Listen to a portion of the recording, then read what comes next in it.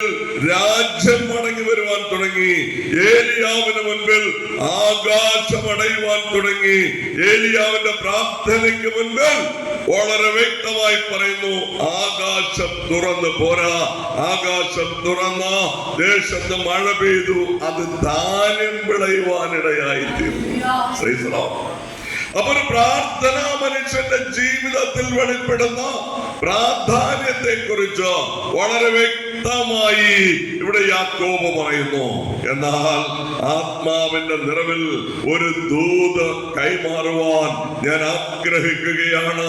പ്രിയമുള്ളവരെ, ക്രിസ്തുവിൽ പുതിയ സൃഷ്ടികളായി തീരുന്ന നമ്മെ ലോകം നോക്കുമ്പോൾ നമ്മൾ ജഡത്തിൽ സഞ്ചരിക്കുന്ന മനുഷ്യരാ.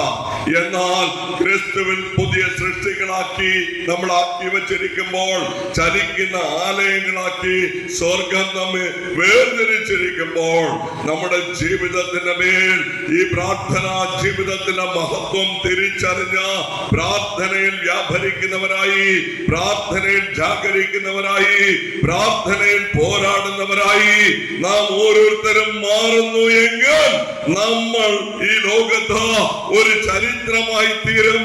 നമ്മെ കാണുന്ന ലോകം നമ്മെ നോക്കി ഭയപ്പെടുവാൻ തുടങ്ങും.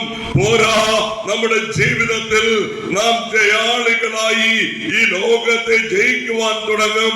ക്രിസ്തുവിന്റെ സൗരഭ്യവാസനകളായി അനേകരെ ദൈവസന്നിധിയിലേക്ക് ആനയിക്കുവാൻ കഴിയുന്ന ക്രിസ്തുവിന്റെ സാക്ഷികളായി നമ്മൾ ഓരോരുത്തരും മാറുവാൻ തുടങ്ങും.